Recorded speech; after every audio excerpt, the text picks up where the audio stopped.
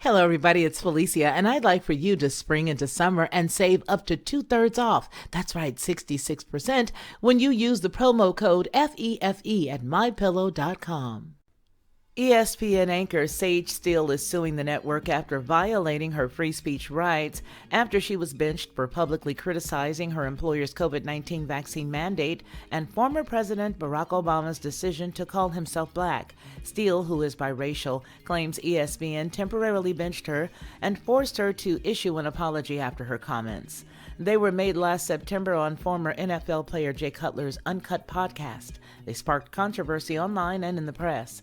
The suit, which was reviewed by Wall Street Journal, alleged that ESPN retaliated against Steele by taking away prime assignments and failing to put an end to the bullying and harassment from her colleagues. The SportsCenter host also accused ESPN of taking actions against her based on inaccurate third-party accounts of Steele's comments, and she also says that the network did not immediately review the actual comments for context in which they were made. Steele is seeking unspecified damages and says that ESPN is hypocritical because it allowed other colleagues to make unspecified political comments with no blowback ensuing. The drama began last September when Steele appeared on Cutler's podcast and touched on political and social topics, including vaccines and Obama's blackness. Steele told the former NFL player that she had recently gotten the jab after Disney, ESPN's parent company, issued a, quote, sick mandate requiring all employees to be vaccinated. Feeling defeated, the longtime anchor allegedly complied in order to keep her job.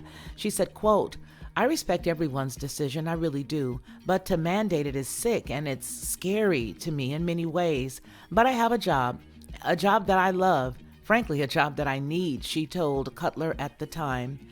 She also talked about her decision to identify as biracial and seemingly criticize Obama's decision to call himself black on the census, despite having been raised by a white mother and a white grandmother. She says, quote, "I'm like, well, congratulations, Mr. President. That's his thing," Steele said.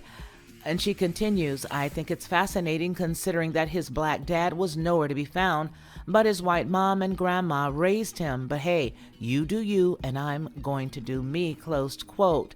In early October, after her commentary sparked outrage on social media, Steele was told that she would be sidelined or, quote, taking a break from the network, according to the complaint.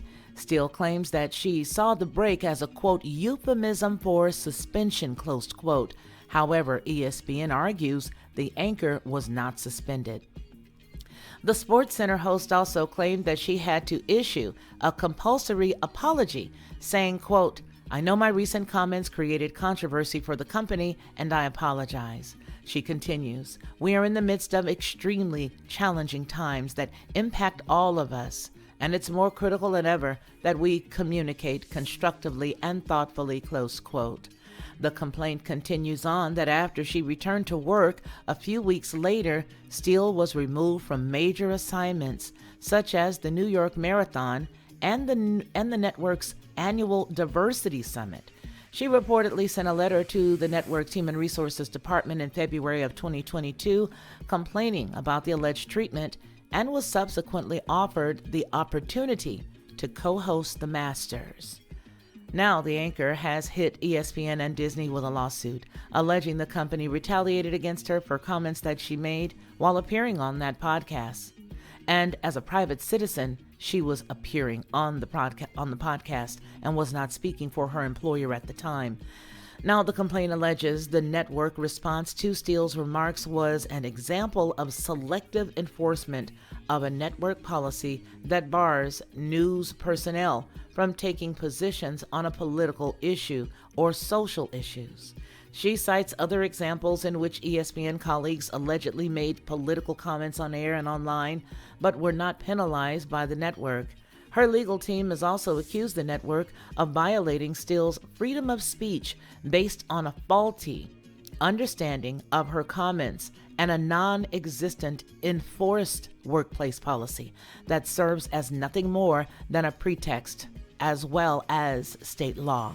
According to the complaint, Connecticut law prohibits companies from disciplining their employees for exercising their constitutional right to free speech as long as their statements do not materially interfere with their performance or working relationship with the company. For Headlines with a Voice, this is Felicia Lockhart. Lockhart Perspective.